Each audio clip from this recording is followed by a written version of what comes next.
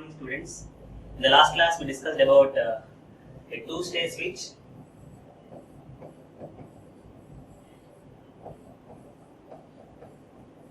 Okay, and we observed that the using of two-stage switch is not having more advantages when compared with a single-stage switch.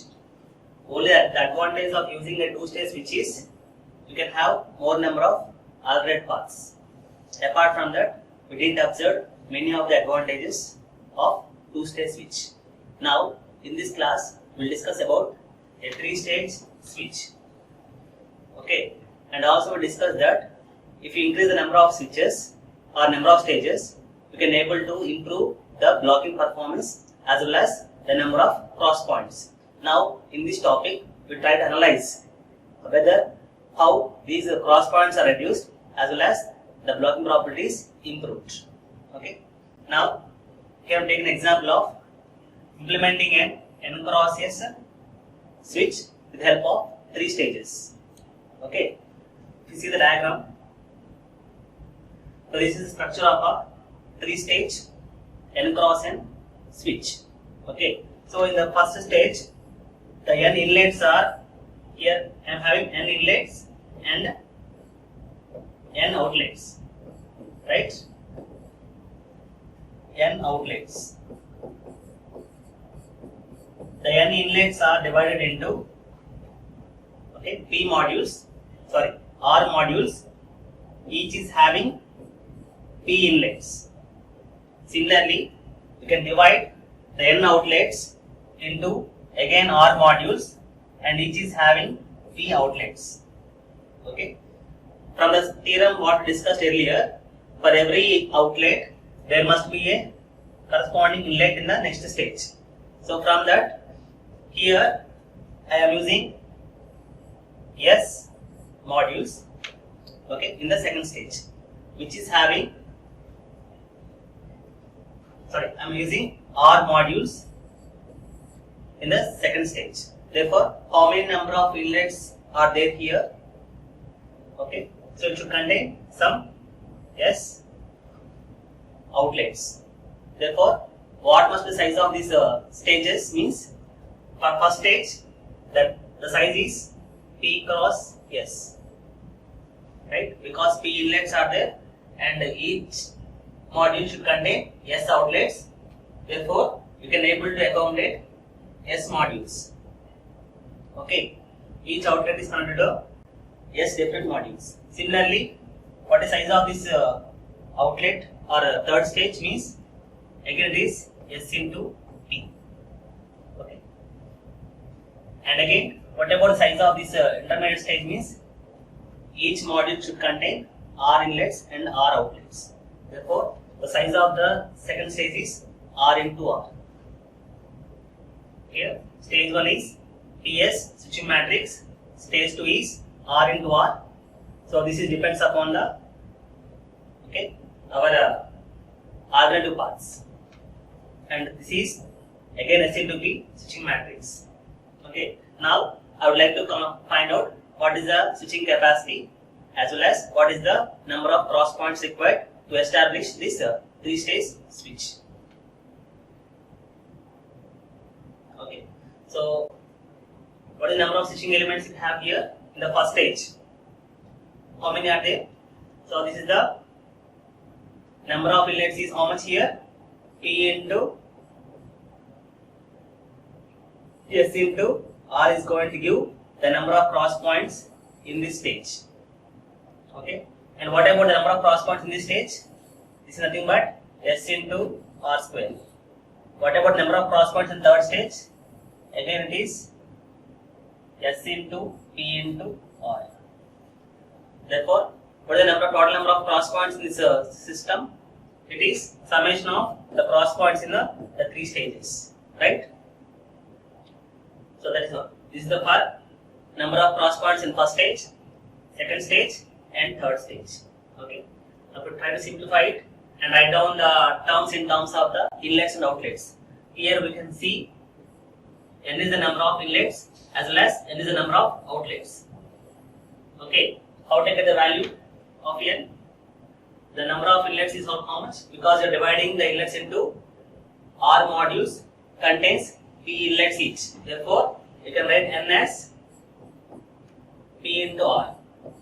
Similarly, for outlets, N is equal to again, this is P into R. Okay. So, simply you can write it as some P is equal to S is equal to N by R you can write. Okay. So, we have to substitute that this number of inlets in terms of N. You can modify the expression of number of cross points as S is equal to 2N square by R plus NR. Here you can see the value of R in both numerator and denominator. Here S is equal to what is the formula of S here? You can see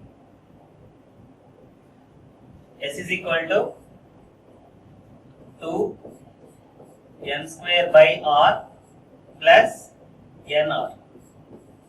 After substituting the equivalent values of inlets and outlets in the switching or cross points, number of cross points.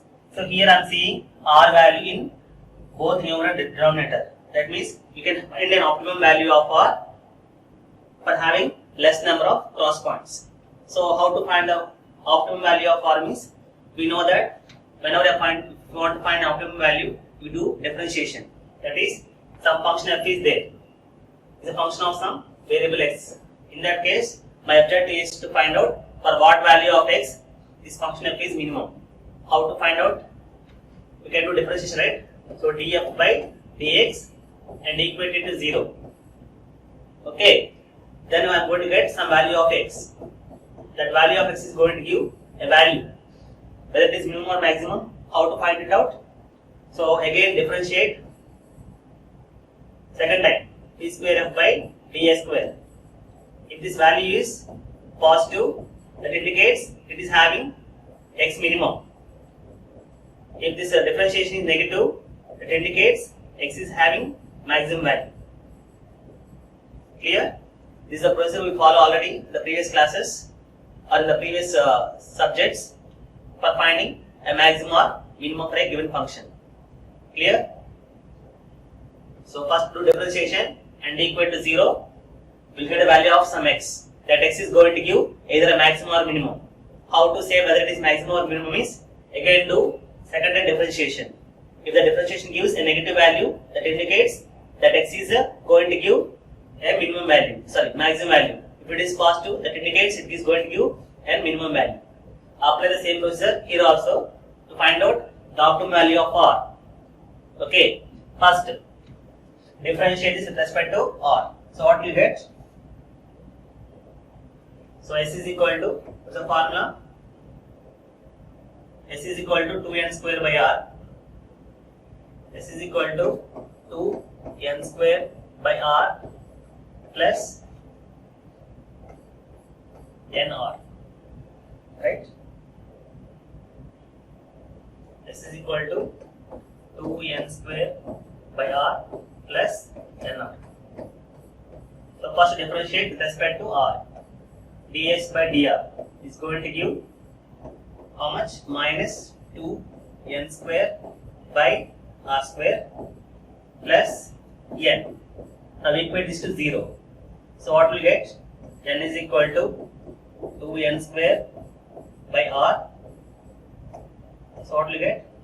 R is equal to 2n. R square is equal to n. Therefore, R is equal to root 2n. Okay. So this value of R is going to give the optimum value. Whether it is maximum or minimum means again how to differentiate this with respect to R once again. So what we get? So d square s by d r square is equal to how much? This is how much? We get a positive value, right? Positive, because this will become 0 and minus of minus will get a plus value. Therefore, this is going to give a positive value. That indicates what? This value of R is going to give a minimum value of S. That means minimum number of cross points are required. For that, R is equal to root 2n. Clear? So we got the value of S as how much? S minimum is equal to how much? What is the value of S formula? So 2 into n square by r plus nr. But what is r? According to our previous discussion, the value of r is equal to root 2n. Substitute that value here. So 2n square by root 2n plus n into root 2n. We simplify this, that is going to give the minimum value of number of cross points for a given r value. Okay. Now, so after discussing the number of cross points in a 3-stage switch, optimum number of cross points in 3-stage switch, now we should discuss about what is the blocking probability. How to find the blocking probability of a 3-stage switch. Okay, so there are generally many alternative methods are there to find the blocking probability. So here there are two methods are there basically, or two techniques are there. First one is CY Lee model. He proposed one model to find the blocking probability, and second one is Jacobian.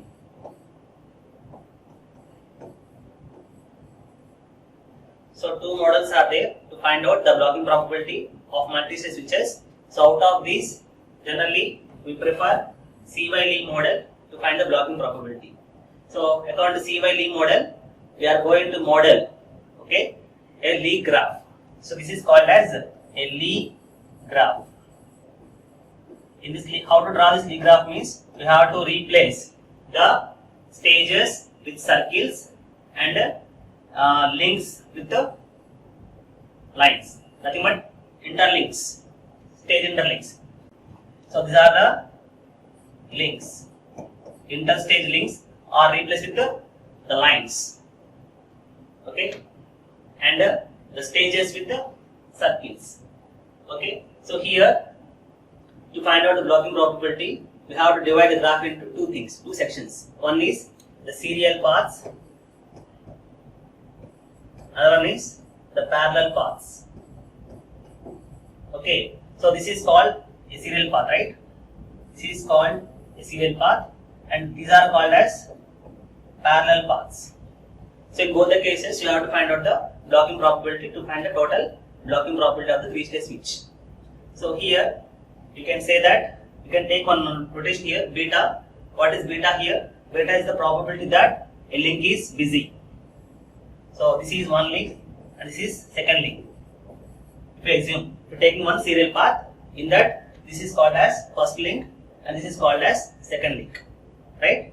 So in case of Lie graph, I am taking only one inlet and one outlet, and you can see that there are S alternate paths are available because it contains S modules or S intermediate stages.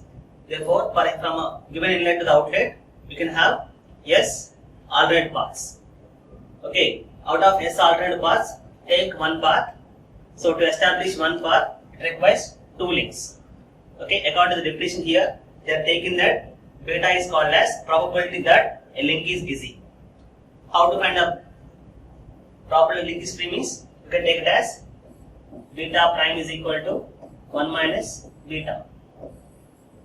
Right? This is the busy, this is for free. So 1 minus free is busy is going to give the free value. Right?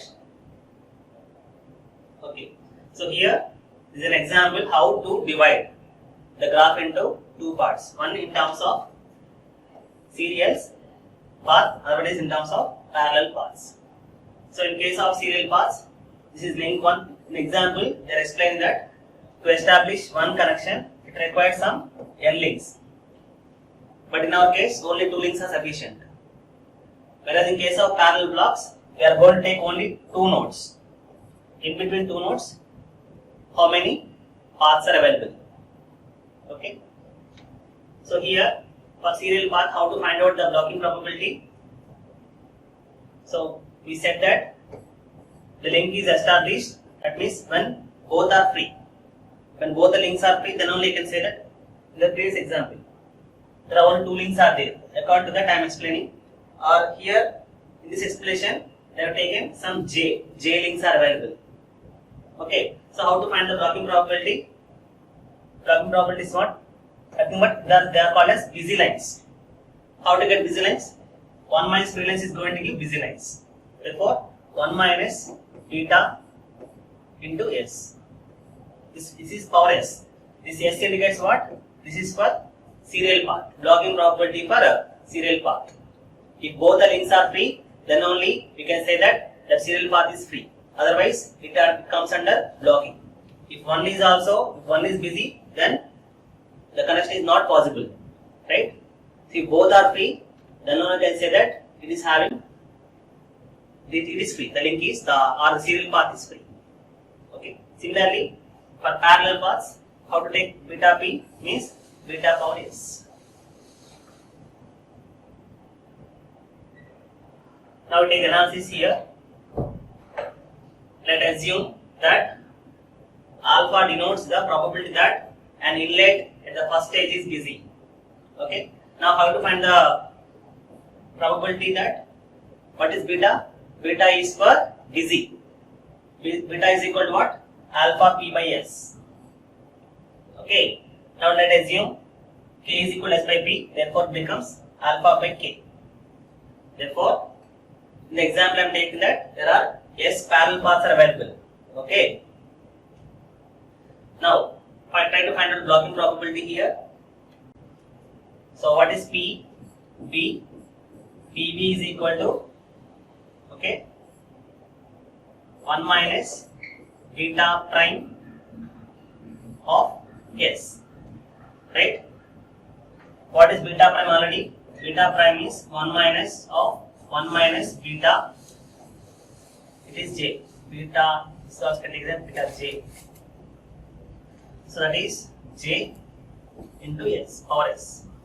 Always this S indicates thus parallel paths, number of parallel paths. Here what is J here? The J is number of links, the number of links in the serial path. In our case, how many serial links are there? 2 links. Therefore, you can modify the formula as PB is equal to 1 minus of 1 minus beta power 2 S. So this is the final formula of blocking probability for a 3-stage switch. So in place of beta, you can replace with alpha by k. Therefore, it is going to give the final formula PB as 1 minus of 1 minus beta 2 S, that is equal to 1 minus of 1 minus beta nothing but alpha by k 2 power s. Don't think this as squares and power s. This 2 indicates there are 2 links are there in the serial path, and this s indicates there are s parallel paths are available. Okay. Don't think that there are powers of s and 2. Okay. So in this case, okay, how to improve the blocking probability here? By reducing this value. If this value is small, then you can say that the blocking probability is good. So how this value is small? Alpha by k is there here. How to reduce the value of k here? What is k? K means s by p. P means number of inlets. So by increasing the number of inlets, I can reduce k. Okay. If I am increasing p means what it means? It means I am expanding the switch. So there are 2 cases are there here. Expansion and concentration. Okay. If P is more means we can say that the first is expanded. Generally this type of expansion is in for inlet trunks. That means for transit exchanges. In case of transit exchanges, we use the concept of expansion. Okay. In case of end offices, where the traffic is low, we can go for this concentration, nothing but we are going to reduce the value of P. Okay. So this is about the blocking probability of a 3-stage switch. We already explained that we can also implement the non-blocking circuits with the help of this multi-stage also. Now I am going to discuss about the non-blocking 3-stage networks.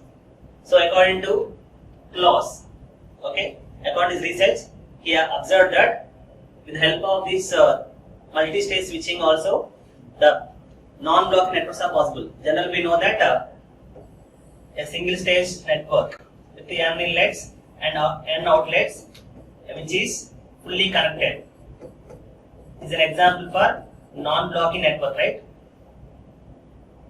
Okay. Generally we observe non-blocking structures in case of a single stage switches. According to the analysis of or research of Claus, it is also possible to implement multi-stage switching systems with the non-blocking structure also. So for this, the idea here is by increasing the number of alternate paths. By increasing the number of alternate paths, we can able to implement a multi-stage switch with the non-blocking structures which is having less number of cross points when compared with a single stage switch. The objective here is we have to design a non-blocking structure.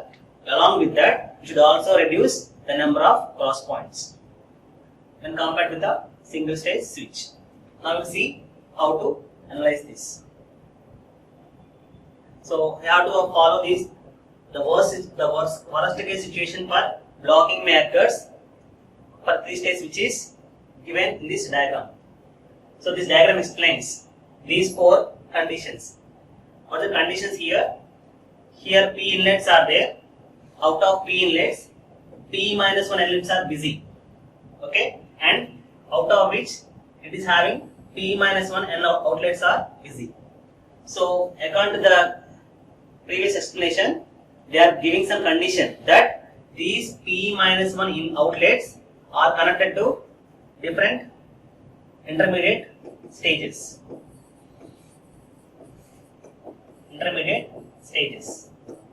Such that the outlets which are busy and inlets which are busy should not be same. This is the condition that given in this worst case situation. P inlets in a block I in the first stage, nothing but M1I. Okay, in the first stage are busy. This is the first condition, and second condition is MOI. That is outlets. P minus 1 outlets in the block O in the third stage are busy. At the same time, they are explaining that these P minus 1 outlets from first stage are connected to the inlet of the second stage. Similarly, the outlets which are busy in the third stage are connected to the next P minus 1 outlets. So to avoid blocking, the idea here is add one more block. Okay, add one more block here. Therefore, you can say that this particular system may not be in blocking condition. Clear? So these P minus 1 outlets are busy, as well as these P minus 1 inlets are busy for this case and for this case also. So all are busy here. So how to obtain a non-blocking state means you have to add one more block in between this intermediate stage, nothing but stage 2. Now with this explanation, what are the number of blocks required here means, so already P minus 1 for outlets of stage 1 and P minus 1 outlets for stage 3. Therefore, along with this, we had add one more module here. What is the total value here? 2P minus 2 plus 1, that is equal to 2P minus 1. That means we have to use this many intermediate modules. We have to use this many intermediate modules to avoid blocking for a case of a 3-stage network. Clear? So this explanation given in this table. So again, our objective is to find out the S. What S means? S means the number of cross points. Okay. So how to find the cross points means you have to follow how many cross points are there in stage 1, stage 2 and stage 3. What are the number of cross points in stage 1? So here I am having P inlets. How many cross points are there here? According to the definition, okay, each outlet is connected to the all modules of the second stage. Therefore, the number of cross points in stage 1 is nothing but P into 2P minus 1 plus. Similarly, how many cross points are there in this second stage? Each is containing 2P minus 1 into R square plus third stage same as first stage. So again it is P into 2P minus 1. So this many cross points are there. Okay. Our objective is again to find out the optimum value. Okay. How to find optimum value here? So again you can rearrange this formula in terms of number of inlets. Okay, how to find number of inlets here? So you have R is there here. Here R is there. Okay.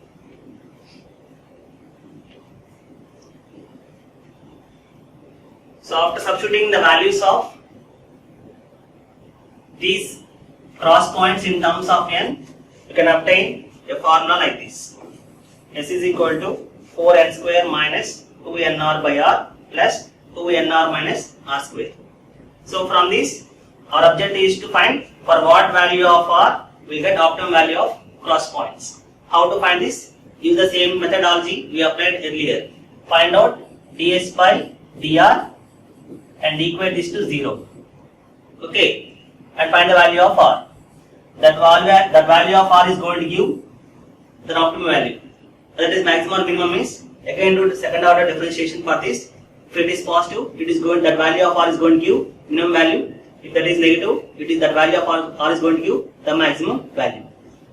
So here, after differentiation, we got the value of r as this one. R is equal to root of 2n. Here I am taking one approximation here. If the number of inlets are more, then I can take n minus r is equal to n, approximately equal to n. With this approximation, I found the value of r as root of 2n. Similarly, what is p? P is n by r. So this is the value of p. Now substitute all these values in the first equation to get the final value of n. So this value of r is going to give the minimum number of cross points when compared with a fully connected stage of single stage. Okay, so what is the advantage of using this method is find the value of lambda here. What is lambda here? S in non-blocking single stage network to the S in non-blocking three stage network. What is the value of S for a single stage network? It is n square. You know, right? For a fully connected single stage, the number of cross point is equal to number of input square, n square. For a three stage non-blocking, we obtain the value of S as this one, 4n into 2n root 1 by 2. If you substitute these values, you can observe some advantage here. See that from table. So find the value of lambda for different values of subscribers for single stage and for three stage. If you see here, for 128 subscribers, the number of inlets is equal to how much? 60. Cross points is 16, 3 to 384. For three stage is this one. What is the value of lambda? It is 2. Okay? 2. Similarly, if you observe for different number of inlets, we can drastically reduce the number of cross points when compared with a fully connected single stage. So from this, we can conclude that we can implement multi-stage switches with a less number of cross points when compared with a single stage switch with a good blocking probability as well as with less number of cross points. Okay, thank you.